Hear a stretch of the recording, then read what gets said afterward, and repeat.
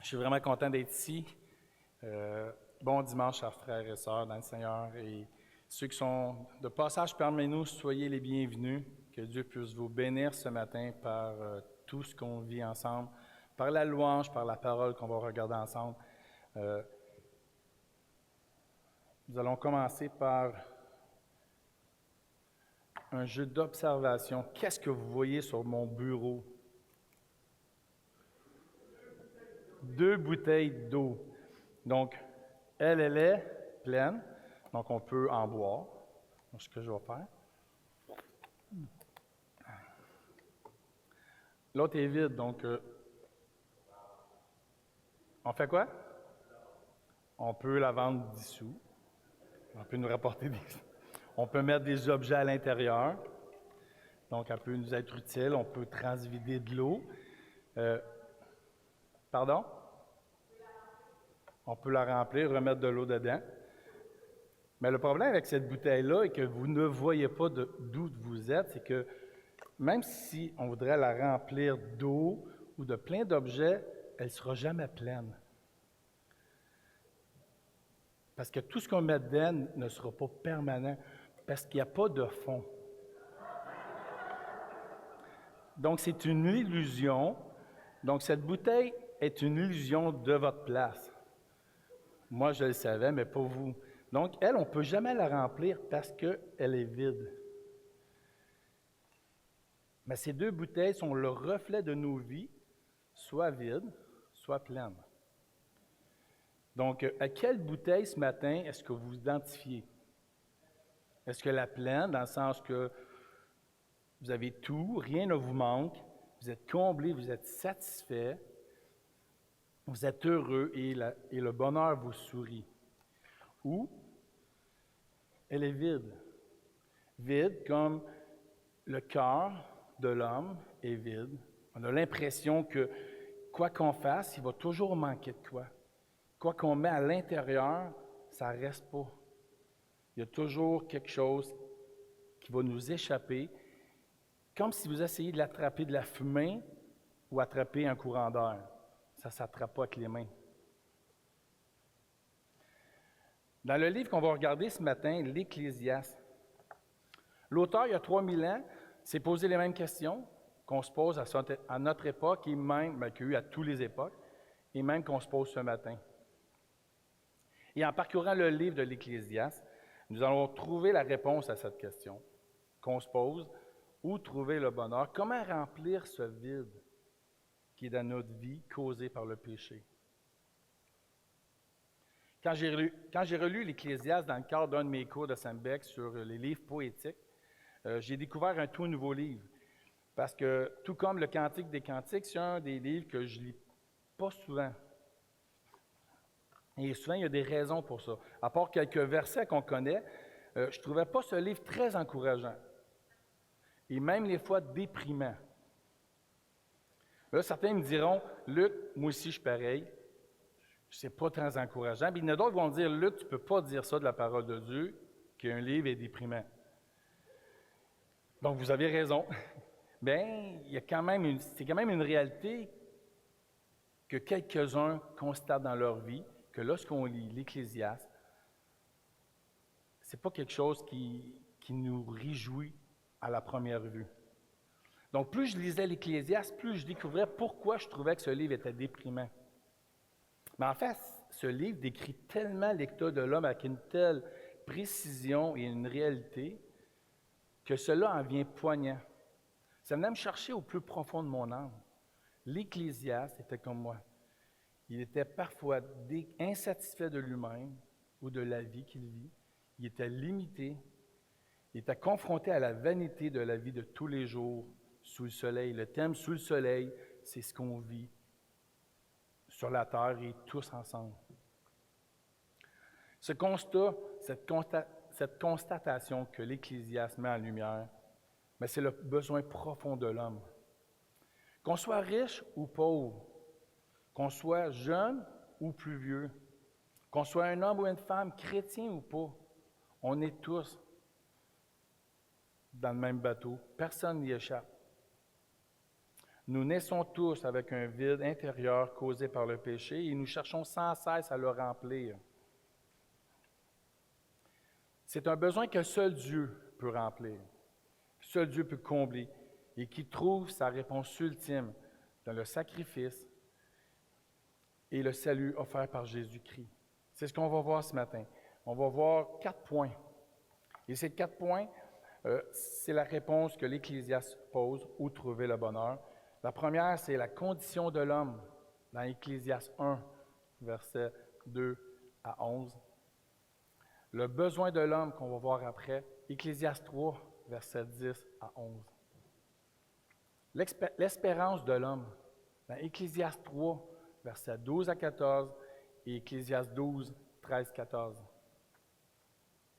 Et on va finir avec la réponse ultime dans le salut offert par Jésus-Christ, en Jean 3, 16 et 18. Donc, avant de poursuivre, j'aimerais qu'on puisse mettre ce temps dans les mains de Dieu. Prions. Père Céleste, on veut s'approcher de toi avec humilité parce qu'on va regarder présentement ta parole. Seigneur, avec humilité parce que c'est ta parole et tu veux parler à chacun de nous, nous qui sommes sous le soleil. Et Seigneur, on veut être attentifs. On veut que ton esprit puisse toucher nos cœurs, que ton esprit puisse vraiment éclairer nos vies, nos yeux, afin qu'on puisse comprendre ta parole, qu'on puisse surtout la mettre en pratique. Et Seigneur, merci pour ceux qui sont ici, merci pour ceux qui sont sur le web, merci qui vont écouter plus tard. Seigneur, ta parole, elle est intemporelle, ta parole est la vérité, ta parole, c'est elle qui change nos vies, qui nous transforme. Et Seigneur, merci d'être là parmi nous, merci d'être présent et que tu puisses ouvrir nos yeux et nos cœurs afin qu'on puisse te glorifier en toutes choses. Dans notre ton Fils. Amen. Ce que je trouve de merveilleux avec la parole de Dieu, avec la Bible, c'est que Dieu est direct, il est franc. Il ne passe pas par 4 chemins, il ne cache pas les vérités, il ne cache pas les choses pour bien paraître. Il dit les choses telles qu'elles sont, puis le livre d'Ecclésiaste ne fait pas exception. L'Ecclésiaste commence son livre en nous disant comment va la condition humaine. Comme le ferait un garagiste après un examen de notre auto, il va dire voici ce qu'il y en est. C'est une bonne véhicule ou c'est pas une bonne. Donc, c'est un constat. Donc, aujourd'hui, on va voir dans la condition de l'homme, on va regarder dans le verset 2. Verset 2, il dit « Vanité des vanités », dit l'Ecclésiaste. « Vanité, tout est vanité ». Beaucoup de répétitions de vanité ici. Hein. Il y a quand même 5 fois vanité. Mais on va regarder l'Ecclésiaste, c'est qui? C'est qui l'Ecclésiaste qui nous parle?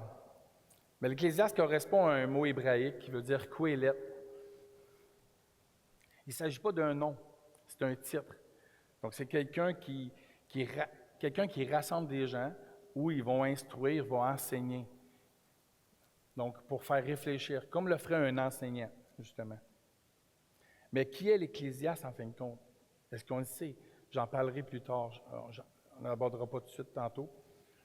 Donc, vanité, vanité, qu'est-ce que ça veut dire? Qu'est-ce que la vanité? On aura tendance à croire que souvent, vanité, pour nous, vin, qu'est-ce qui est vin? Donc, c'est pas utile. Un peu comme la bouteille, on va l'acheter. Est-ce que ça voudrait dire que l'Ecclésiaste, je vais prendre un peu d'eau, il me semble. L'Ecclésiaste, il n'est pas en train de nous dire que la vie ne vaut pas la peine d'être vécue, que tout est vain et que ça ne vaut vraiment pas la peine parce qu'il commence comme ça. Non, c'est vraiment pas ça qu'il veut dire. C'est pas ça qu'il veut dire et c'est loin de là parce qu'on va le voir plus tard que vanité des vanités ne veut pas vraiment dire que c'est vain et pas utile. Donc, qu'est-ce que ça veut dire? Le dictionnaire, lui, dit « Caractère de ce qui est vain, c'est que la réalité ou la valeur est illusoire. » Un peu comme ça ici, une illusion. Donc, c'est vain. Cette bouteille-là est vaine, je ne peux pas l'utiliser pour boire dans l'utilité qu'elle devrait être. En hébreu, le mot de vanité, c'est Evel ou Ebel, tout dépendant des commentateurs. Il y a comme, mais ça veut dire vapeur, souffle, fumée. Donc, quand vous prenez une chandelle, vous soufflez dessus, il y a une petite fumée, mais ça ne dure pas longtemps. Là. Si ça dure longtemps, c'est parce qu'il y a peut-être un feu qui s'en vient, donc c'est différent. Là. Mais la fumée, c'est quelque chose de passager, d'éphémère, qui ne dure pas longtemps. Donc, l'Ecclésiaste commence comme ça avec ses premiers mots, c'est « vanité des vanités », dit l'Ecclésiaste. « Vanité des vanités, tout est vanité ». Donc, le « vanité des vanités », c'est un superlatif absolu. C'est comme on a vu le Cantique des Cantiques, « Roi des rois, le Seigneur des seigneurs ». Donc, c'est quelque chose d'important, c'est ce qui a le plus de valeur, dans le sens qu'il est en train de dire, l'Ecclésiaste dit, ce que je vais vous dire, c'est vraiment la vanité. Ça ne sert vraiment à rien, ce que je vais vous dire. Pas ce qu'il va vous dire, ça ne sert à rien, là, mais ce qui va suivre, vous allez comprendre que ça n'a aucune utilité dans nos vies. Ça a l'air pessimiste de même, là, ça a l'air décourageant. N'ayez crainte. L'Ecclésiaste veut nous encourager. Il dit que tous les domaines, j'ai fait le tour, il dit, tous les domaines que j'ai observés, il y a une vanité au bout, il y a une éphémérité. Ça ne dure pas dans le temps. Donc, il dit, s'il y en aurait eu un, je l'aurais dit. Parce que là, il dit, il met un absolu, tout est vanité. Donc, s'il y a eu un domaine dans la vie qu'on vit, qui n'aura pas été de courte durée ou qui est comme la fumée qui ne dure pas dans le temps, il l'aurait dit. Mais là, la question qu'on dit, OK, mais c'est qui ce gars-là? Parce que là, il englobe tout, là. Tout, sous la vanité. Je veux savoir c'est qui, parce que soit qu'il est prétentieux, ou soit qu'il est menteur, ou soit qu'il est peut-être un fou aussi. Donc, c'est là qu'on va voir c'est qui. J'ai oublié. Donc, dans le verset 1, c'est marqué « Parole de l'Ecclésiaste, fils de David, roi de Jérusalem ». Donc, il n'y a pas de nom direct. Donc, autant que Dieu, des fois, est direct dans les choses qu'il dit, mais des fois, ici, l'Ecclésiaste ne se nomme pas. Mais il donne des indices. Le fils de David, roi de Jérusalem. Donc là, on y va par déduction. Quelqu'un qui est un fils de David, roi de Jérusalem, il y a Salomon, et qui a quand même une certaine sagesse. Donc, Salomon a une certaine sagesse. Donc, certains ont des doutes, parce qu'ils disent qu'il était sage, mais à la fin de sa vie, il a manqué de sagesse. Donc, il ne peut pas écrire un livre de sagesse comme l'Ecclésiaste, lui qui a manqué de sagesse, tout comme l'Ecclésiaste. Le but de Salomon d'écrire l'Ecclésiaste n'était pas de parler de sa sagesse à lui. Dieu lui a mis à cœur, Dieu l'a inspiré pour qu'il puisse écrire le livre de l'Ecclésiaste pour justement prendre le rôle d'un enseignant pour démontrer et décrire comment la vie sous le soleil est vaine. Elle est éphémère si on ne pense pas à Dieu qui est au-dessus du soleil. Donc, si ici sur terre, on ne pense pas à Dieu qui est en dehors, mais c'est vain. C'est ça le but de l'Ecclésiaste. Donc, Dieu a inspiré Salomon à écrire ces choses, malgré sa faiblesse de sagesse qu'on a vue à la fin. Et d'où venait la sagesse de Salomon? On le voit dans 1 Roi 3, 5 à 13. Il est écrit « À Gabaon, l'Éternel apparut en songe à Salomon pendant la nuit, et Dieu lui dit, « Demande ce que tu veux que je te donne. » Salomon répondit, « Accorde donc à ton serviteur un cœur intelligent pour juger ton peuple, pour discerner le bien du mal. Voici, j'agirai selon ta parole. Je te donnerai un cœur sage et intelligent, de telle sorte qu'il n'y en aura eu personne avant toi et que nous ne verrons jamais personne de semblable à toi. Je te donnerai en outre ce que tu n'as pas demandé, des richesses et de la gloire, de telle sorte qu'il n'y aura pendant toute ta vie aucun roi qui soit ton pareil. » Donc ici, on voit, c'est Dieu lui-même qui donne la sagesse à Salomon. Sagesse et richesse et gloire. Donc, et qu'est-ce qu'il a fait de cette sagesse et de cette richesse? Mais on peut voir dans Ecclésiaste 2,10, lui-même donne la réponse, il dit « Tout ce que mes yeux avaient désiré, je ne l'en ai point privé. Je n'ai refusé à mon cœur aucune joie, car mon cœur prenait plaisir à tout mon travail, et c'est la part qui m'en est revenue. »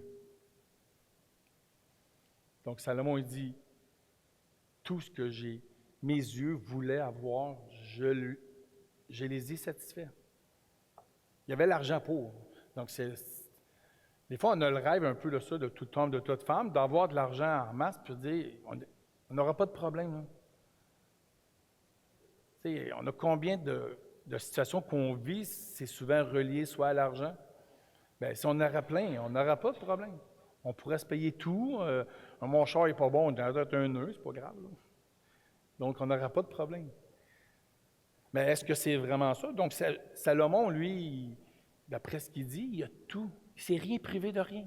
Aucune joie. J'ai refusé à mon cœur aucune joie. Wow! Est-ce qu'on se sent comme ça, nous aussi? Est-ce qu'on peut se donner à notre cœur toute la joie qu'elle désire? Non, là, on rêve, on dit, ben, peut-être Salomon, lui, était heureux. Là, lui, sa vie, je ne brasserai pas trop, elle était pleine, puis tout déborde là, pour Salomon, il est comblé. Là. Donc, ce qui est le fun, c'est que Salomon va lui-même dire la réponse au verset 11. Voici ce qu'il dit. Puis j'ai considéré tous les ouvrages que mes mains avaient faits et la peine que j'avais prise à les exécuter. Et voici, tout est vanité pour ça du vent. Attendez, j'ai peut-être mal lu. Là. Tout est vanité pour ça du vent. Ben non, j'ai bien lu. Donc, il n'y a aucun avantage à tirer de ce qu'on fait sous le soleil. Wow, Salomon, le plus sage, lui, il dit, nous on dit, il devrait être plein, comblé, bonheur suprême. Il dit, avec toutes les expériences qu'il a vécues, parce que ça n'a pas duré juste 1 an ou 2, là, c'est sur une durée de sa vie, parce que tu ne vis pas plein d'expériences en une journée, donc c'est pour ça souvent il y en a qui disent c'est à la fin de sa vie qu'il a écrit l'Ecclésiaste. Donc après avoir vécu toutes ces choses, après avoir expérimenté, fait des hypothèses sur toute sa vie, la réalité de la vie, il dit, au lieu d'affirmer qu'il est l'homme le plus heureux du monde, bien, il en vient en conclusion qu'il est. Avec on, c'est vide. Tout ce qu'il a fait est vanité, poursuite du vent. Tout ne dure pas et finit un jour par disparaître. Tout sur quoi il s'appuyait pour son bonheur s'effondre un jour ou l'autre. Parce qu'on finit par se tanner des choses. Voici qui était l'Ecclésiaste et le constat qu'il a fait de la condition humaine sur terre. Tout est vanité, poursuite du vent. Et le verset 3 à 11. Donc, c'est la suite du verset 2. Avec le 3 à 11, il explique pourquoi il dit que tout est vanité. C'est un résumé des expériences qu'il a fait. Il en vient en conclusion que tout est vanité. Donc, on va le lire. Et je vais expliquer au fur et à mesure, parce que sinon, ça serait trop long. Quel avantage revient-il à l'homme de toute la peine qui s'est donnée sous le soleil? On l'a vu dans le verset 11 tantôt. Il dit, il n'y a aucun avantage à tirer de tout ce qu'on fait. Donc, avantage, ici, c'est un terme d'affaires. C'est comme un restaurant, la caisse du début, puis tu as la caisse de la fin. Donc, l'argent que tu fais entre les deux, bien ça, c'est le profit, c'est l'avantage. Donc, il dit, du début de ma naissance jusqu'à ma mort, c'est quoi l'avantage de ma vie que j'ai eue? C'est quoi le profit que j'ai fait? Y a-t-il eu un avantage? Lui, il a rien à dire qu'il n'y a aucun avantage.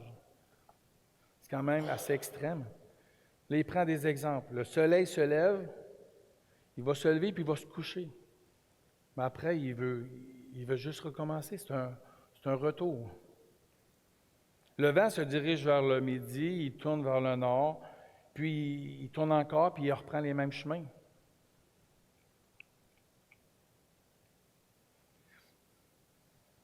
Donc, ça me fait penser un peu à métro. Métro, boulot, dodo. On se lève le matin, on travaille, on se couche le soir, on recommence le lendemain. Toujours le même principe, la roue qui tourne, la roue d'hamster. On a hâte aux vacances, on a hâte au vendredi, on a hâte, peut-être pas hâte le lundi, mais on a hâte au vendredi qui revient tout le temps. Donc, c'est souvent, les années passent, les années défilent très vite. nos enfants grandissent, on dit on a manqué, il me semble qu'on a manqué beaucoup de temps. Bien, c'est ça.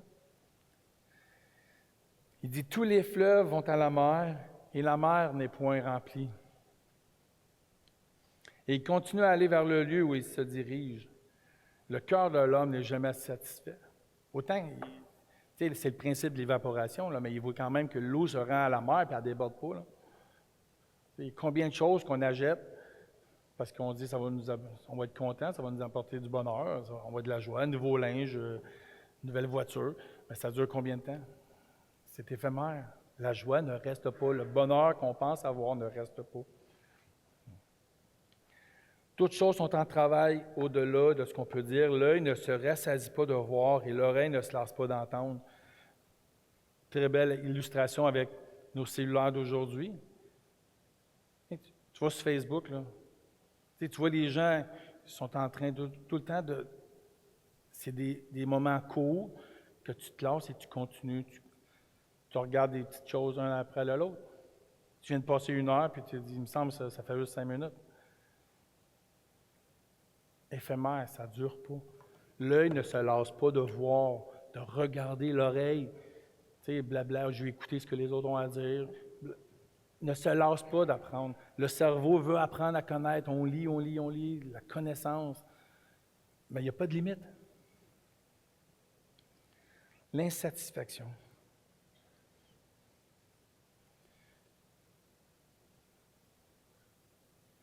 Ce qui a été, c'est ce qui sera, c'est ce qui s'est fait, c'est ce qui se fera. Il n'y a rien de nouveau sous le soleil. S'il est une chose dont on dise, voici, ceci, c'est nouveau, cette chose existait déjà dans les siècles qui nous ont précédés. Et le verset 11 va faire un résumé de ces deux-là, du verset 9 et 10. On ne se souvient pas ce qui est ancien. Et ce qui va arriver par la suite, mais les gens, ils n'en auront pas de souvenir. Il y a combien de choses qui s'est créées. Exemple, les pyramides, les gens ne savent pas comment, avec notre technologie, comment les Égyptiens avaient pu faire des pyramides si précises. Là, ils vont inventer plein d'autres théories. Parce qu'on pense qu'il y a juste nous d'intelligents et qu'eux ne l'étaient pas.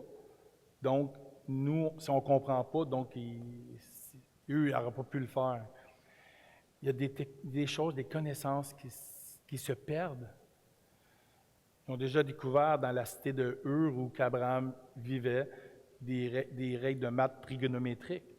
Donc, on n'a rien inventé sous le soleil. Là. Il y a des choses qui existaient déjà avant qu'on découvre encore.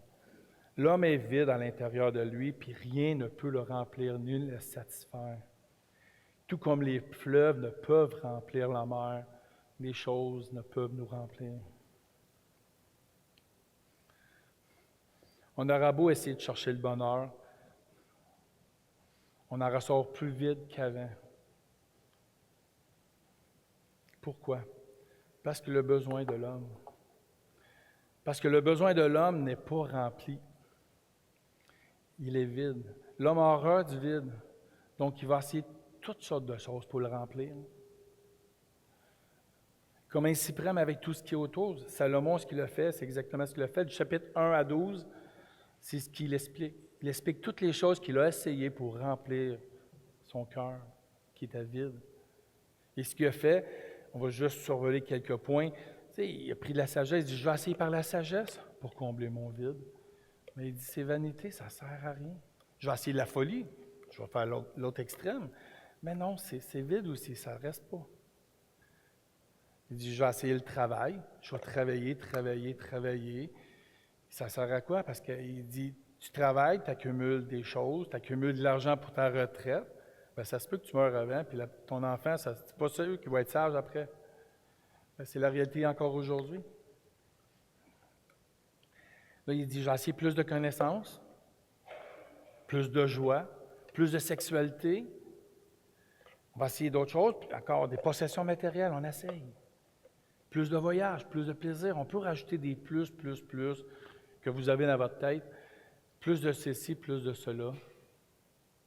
Mais ça ne remplira jamais le vide. Ça va toujours rester insatisfait. Les choses ne sont pas mauvaises en soi.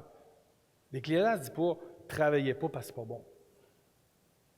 Il ne dit pas « avoir de la joie, il ne faut pas avoir de sagesse ». C'est pas ça qu'il dit. Il dit, ne recherchez pas dans ces choses le bonheur pour remplir ce vide que seul Dieu peut remplir. C'est juste ça qu'il dit. Mais il dit, vous pouvez avoir ces choses. Mais si vous recherchez, si vous pensez que ces choses vont vous combler, vont rendre ce bonheur, rendre ce vide que vous avez en vous, qui va le remplir, oubliez ça. Vous allez être insatisfait des choses. C'est pour ça que certaines personnes ne restent pas au travail. Ils vont tout le temps changer de travail. Pour X raisons, je ne juge pas personne. C'est juste dire que les gens, des fois, ils sont insatisfaits parce qu'ils pensent qu'une job va leur rendre le bonheur, donc ça ne marche pas. Tous les yeux, donc, le message essentiel de l'Ecclésiaste, c'est un peu comme je disais, c'est que toutes ces choses qu'on pense qui comblent, mais ne comblent pas. C'est ça le message de l'Ecclésiaste. Les choses sont bonnes, mais ne comblent pas le vide. Parce que tout ce que je fais pour combler le vide, mais d'abord, qu'est-ce que je peux faire pour le remplir? L'Ecclésiaste nous donne une piste, au chapitre 3, versets 10 à 11. Il dit, « J'ai vu à quelle occupation Dieu soumet les fils de l'homme. Il fait toutes choses bonnes en son temps. Même il a mis dans le cœur de l'homme, ou dans le cœur, la pensée de l'éternité. Bien que l'homme ne puisse pas saisir l'œuvre de Dieu, que Dieu fait du commencement jusqu'à la fin. » L'Ecclésiaste dit au verset 10 que malgré que Dieu nous soumet tous à la même tâche, à la même condition, que nos activités qu'on fait ne satisfont pas et qu'elles ne durent pas, il affirme au verset 11, il affirme avec assurance que Dieu fait toutes choses bonnes en son temps. Donc Dieu fait les choses bonnes. Parce que Dieu a créé des choses. Dieu a créé la création bonne. Donc les choses qu'il a mises sont bonnes. Dieu est au contrôle de toutes choses. Mais le vrai besoin de l'homme se trouve au verset 11 qui dit « Dieu a mis dans le cœur la pensée de l'éternité. » Dieu veut qu'on réalise que ce qu'on fait, ça ne dure pas et c'est vain. Y a-t-il quelque chose d'autre? Oui, il y a quelque chose d'autre, c'est Dieu. Dieu qui va amener une solution. La pensée que la vie est plus que cette vie et qu'elle va à une durée éternelle. Un jour, on va tous mourir. L'Ecclésiaste croyait qu'il y avait quelque chose après. Il croyait à un Dieu qui prend soin de nous malgré les maladies et les difficultés de la vie. Mais on ne comprend pas ce qu'il dit au verset 11. Mais l'homme ne puisse pas saisir l'œuvre que Dieu fait du début, du commencement jusqu'à la fin. Donc, on ne comprend pas l'œuvre de Dieu dans nos vies, mais on voit, il dit Dieu prend soin de toi. Tu ne comprends pas, mais Dieu fait toutes choses bonnes, puis il prend soin de toi. Tu sais, Pierre, on a parlé de Pierre avec sa maladie. Il ne comprend pas pourquoi Dieu il permet ça. Mais Dieu fait toutes choses bonnes. Et Pierre, il dit, je ne comprends pas, mais je veux glorifier Dieu malgré cela. Parce qu'on voit que Pierre a les yeux en haut et non pas juste sur terre, sinon il serait découragé.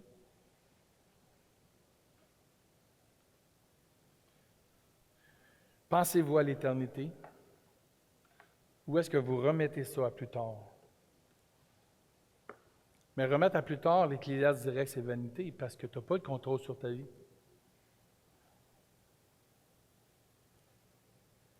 Où serez-vous pour l'éternité?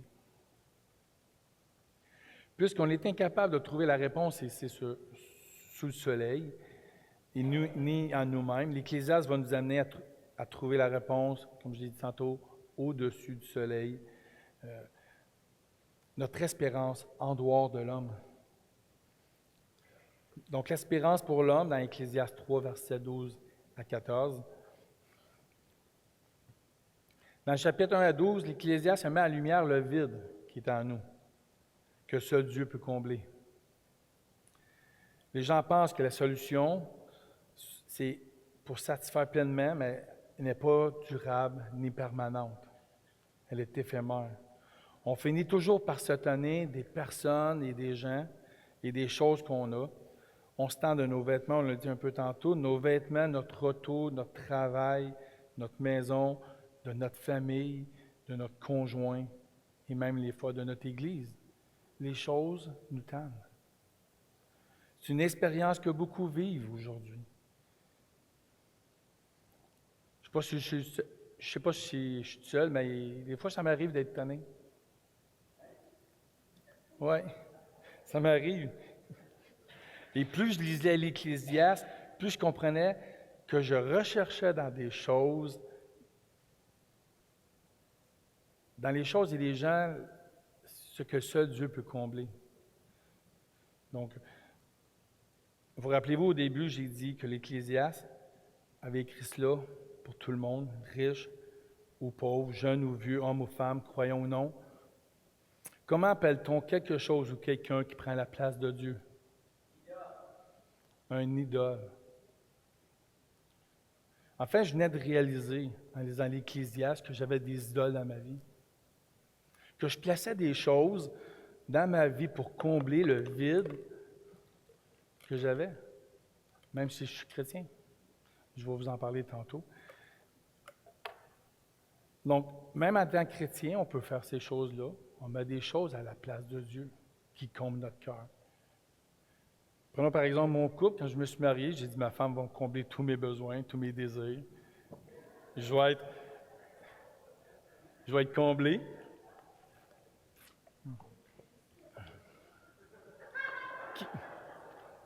J'entends des rires, donc je ne suis pas le seul, mais c'est bien. On voit qu'on a tous ce désir-là quand on se marie, que notre conjoint comble nos désirs. Cette pensée est vraie, mais elle est aussi fausse. Elle est vraie parce que oui, on a à prendre soin l'un de l'autre. Sinon, on tous bien rester célibataire si tu veux prendre soin de toi-même. Donc. Mais elle est fausse parce que je mets un fardeau sur mon conjoint. Parce que je lui demande à faire quelque chose que juste Dieu peut faire dans ma vie. Parce que ma femme ne le fera pas parfaitement. Donc, le fait qu'elle ne le fera pas parfaitement, bien, je vais me sentir comment? Frustré, désappointé, amertume, frustration. Ça va faire de la chicane. Mais il y a juste Dieu qui peut combler mon cœur. Mon conjoint ne peut pas le faire parfaitement. Seul Dieu peut me comprendre et combler parfaitement mon cœur et me rendre parfaitement heureux, malgré les circonstances de ma vie. C'est là le vrai message de l'Ecclésiaste qui veut nous faire comprendre. L'Ecclésiaste soulève 2 points, 2 choses concernant notre relation avec Dieu. Le premier, c'est le don de Dieu dans Ecclésiaste 3, versets 12-14. L'Ecclésiaste dit « J'ai reconnu qu'il y a de bonheur pour eux qu'à se réjouir et à se donner du bien-être pendant leur vie. Mais que si un homme mange et boit et jouit du bien-être au milieu de tout son travail, c'est là un don de Dieu. J'ai reconnu que tout ce que Dieu fait durera toujours, qu'il n'y a rien à y ajouter et rien à en retrancher, et que Dieu agit ainsi afin qu'on le craigne. » Donc, pour ceux qui trouvaient que c'était déprimant, voici la bonne partie. Dieu, l'Ecclésiaste dit, Dieu a fait toutes choses bonnes, on l'a vu tantôt, et tout est un don de Dieu, donc profitez-en des choses que vous avez à vivre. Il dit, il n'y a de bonheur qu'à se réjouir et à se donner du bien-être.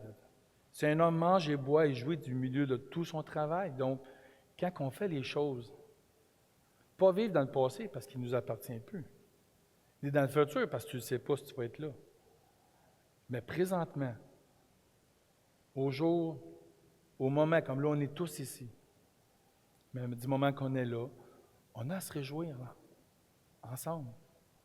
Être dans la joie de dire « Merci Seigneur », c'est un don de Dieu. De réaliser que tu te lèves le matin est un don de Dieu. De se réjouir de cette journée que Dieu nous donne.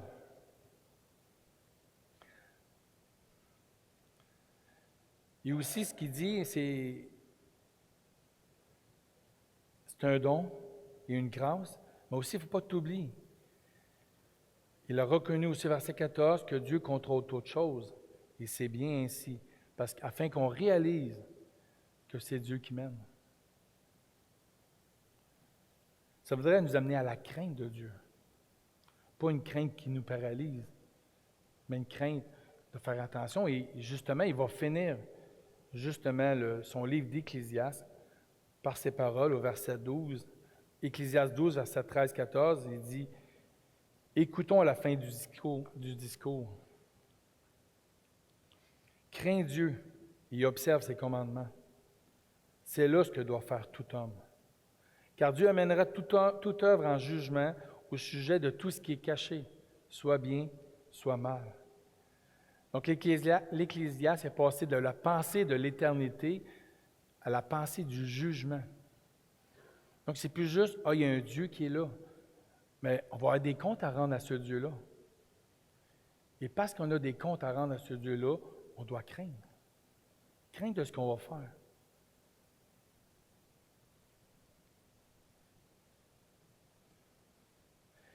L'Ecclésiaste nous laisse libres de faire tout ce qu'on veut. Il ne nous oblige à rien. Mais au verset 13, il donne juste un conseil. Il dit, c'est ça que doit faire tout homme. Rechercher cette relation avec Dieu. Le verset 14 nous dit, parce que Dieu existe, que rien n'est caché à ses yeux, tous auront des comptes à rendre un jour.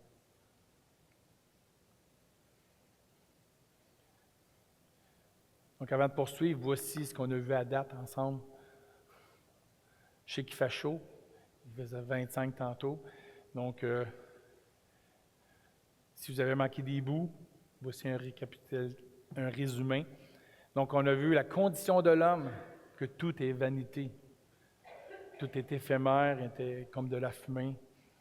Le besoin de l'homme a le besoin d'une relation avec Dieu. Et aussi d'une espérance de l'homme que le don et la grâce de Dieu et aussi la crainte du jugement. Est-ce que les conseils de Salomon étaient suffisants pour les besoins de mon âme? En quoi, d'abord, le salut offert par Jésus est la réponse ultime pour le vide dans notre vie et pour notre bonheur? C'est là qu'on va voir dans la réponse. Jésus est la réponse ultime. L'Ecclésiaste expose le manque et le vide du cœur humain causé par le péché et la désobéissance. Mais le salut de Jésus-Christ vient combler ce vide. Il vient combler ce vide afin qu'il puisse devenir comme ça. Il vient offrir le pardon des péchés et la réconciliation avec Dieu, apportant du même coup la plénitude par la vie, la paix et l'espérance éternelle. Voici ce que déclare le Nouveau Testament. La condition de l'homme. Comment est l'homme? Le Nouveau Testament dit qu'on est tous sous le jugement de Dieu. Romains 3, 9 à 11, il dit « Quoi donc? Sommes-nous plus excellents? Nullement. Car nous avons déjà prouvé que tous sont sous l'emprise du péché.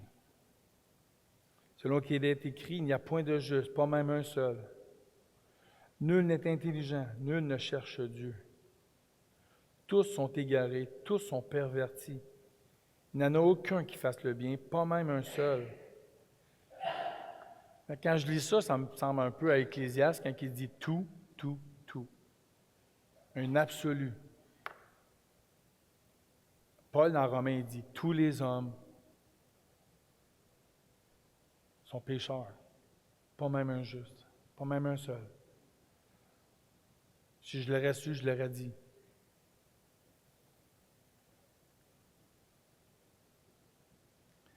Rien sous le soleil ne peut le libérer de ce vide intérieur causé par le péché, parce qu'on est sous le soleil tous la gang.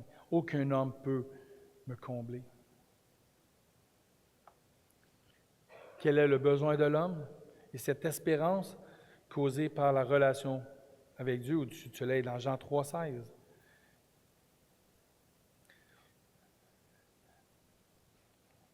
Car Dieu a tant aimé le monde qu'il a donné son Fils unique.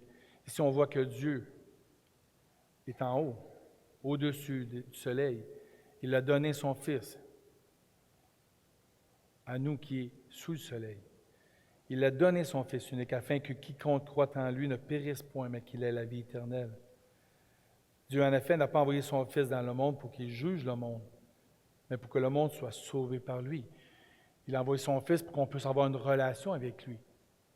C'est le seul chemin, c'est la seule manière. Dieu est descendu pour nous ramener à lui.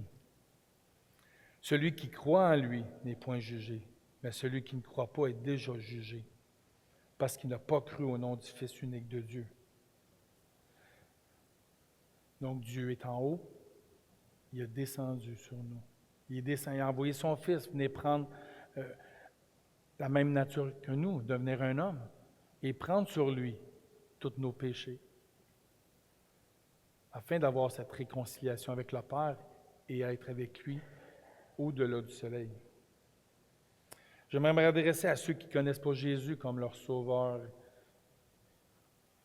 et Seigneur aujourd'hui, ce matin.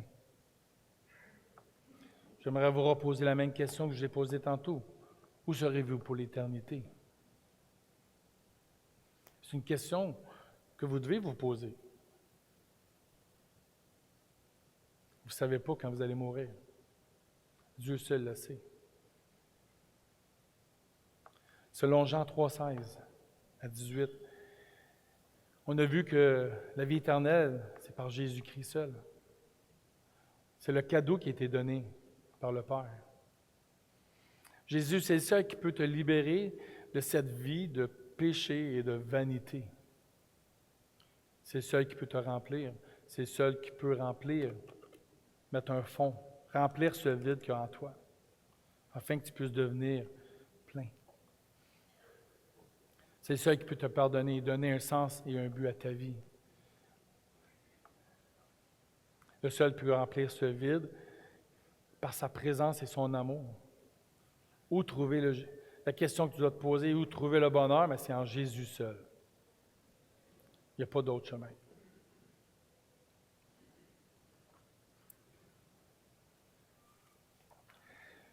Si ce matin, je ne sais pas si le verset, où trouver le bonheur, verset 18, je vais juste finir. Celui qui croit n'est pas jugé, mais celui qui ne croit pas est déjà jugé. Celui qui croit n'est pas jugé parce qu'il est un avec Christ. Mais celui qui ne croit pas est déjà jugé. Ça veut dire que tu n'es pas en relation avec Dieu. Tu restes ici, sous le soleil, et tu vas être sous le jugement. Et ce jugement, la parole l'appelle l'enfer, la séparation avec Dieu. C'est la parole qui le dit. C'est pas moi. Je ne sais pas où tu te situes ce matin, mais où seras-tu pour l'éternité? Si tu te poses des questions sur ton éternité, c'est une bonne chose. N'hésite pas, viens nous voir. On va te donner des réponses. On va prendre le temps de t'écouter. J'aimerais aussi m'adresser à tous ceux qui ont fait profession de foi de Jésus comme leur Seigneur et leur Sauveur. Est-ce que parfois tu te sens vide dans ta vie? Est-ce qu'un chrétien peut être vide? C'est la question qu'on se pose des fois. Lorsque tu n'es pas un non-croyant est vide parce qu'il n'y a pas de sens. Jésus n'est pas là. Mais un croyant, lorsque tu te convertis, Jésus est la base. Et à chaque fois que tu pêches, tu prends au contrôle de ta vie. Et quand tu prends au contrôle de ta vie, parce que tu dis, Seigneur, ça, il me semble, ça me comblerait. Seigneur, tu ne réponds pas à mes besoins, je vais contrôler ma vie. Mais ça fait quoi? On perd toute chose. C'est ça le péché.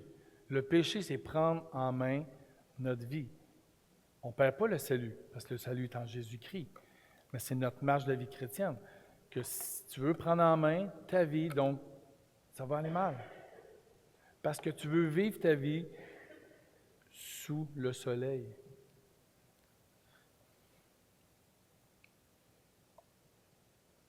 Jésus doit être notre base, doit être là. Donc, lorsqu'on réalise qu'on pêche, qu'on met des idoles dans nos vies, on fait quoi? Bien, on confesse à Dieu.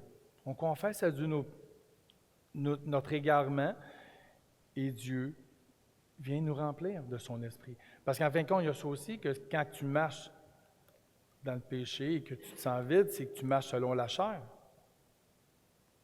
Donc, tu es vide. L'Esprit ne peut pas être là, donc l'Esprit va t'attrister pour te ramener à lui. Et quand tu obéis à Dieu, tu marches selon l'Esprit, donc tu es comblé, tu es dans la joie. Et ton bonheur est là. La vie chrétienne, c'est vivre par la foi basée sur une communion et une relation permanente avec Christ. Seul Jésus peut te combler parfaitement et continuer à te combler jour après jour. Mes frères et sœurs dans le Seigneur, où trouver le bonheur en tant que chrétien? C'est en Jésus seul aussi. J'aimerais te poser 2 questions ce matin. Jésus est-il le centre de ta vie? Jésus est-il celui sur qui repose toute ma joie, ma paix et mon espérance pour trouver mon bonheur? Si je pourrais résumer en une phrase tout ce que l'Ecclésiaste, tout ce que j'ai dit ce matin, voici ce que ce serait. Où trouver le bonheur? Mais que tu sois croyant ou non, le bonheur est en Jésus seul. Mais pour les incroyants, pour eux, c'est pour le salut. Et pour nous, enfants de Dieu, Christ, c'est pour notre marche avec lui. C'est dans notre marche de la vie chrétienne.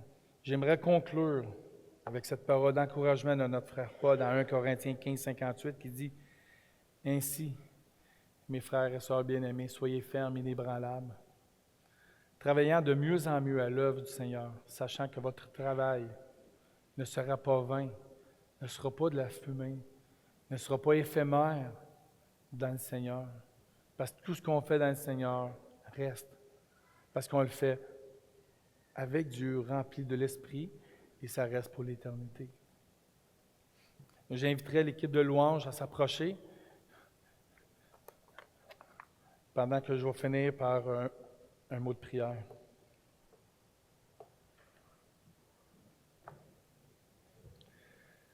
Prions.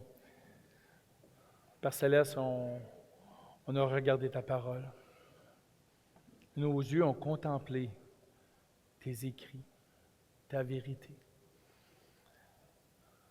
Seigneur, tu nous montres que par ce livre de l'Ecclésiaste, combien on recherche, Seigneur, des choses pour combler notre cœur.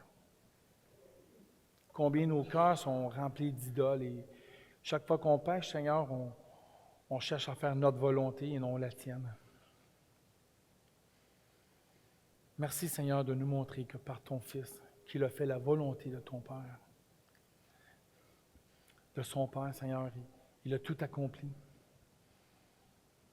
Et Seigneur, tu nous demandes, nous aussi, de faire la volonté, ta volonté, Père.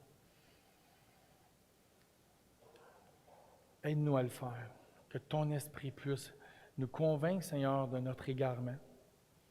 Que ton esprit puisse convaincre ceux qui ne te connaissent pas, Seigneur, de péché, de justice et de jugement, et qui puissent te rechercher, Seigneur, comme celui qui peut seul combler leur vide. Et merci, Seigneur, merci, Saint-Esprit, d'être là en nous. Merci de nous remplir. Merci d'être notre bonheur. Parce qu'on est dans la joie lorsque nos yeux sont tournés vers toi, lorsque tu es le premier dans nos vies et lorsqu'on fait ta volonté.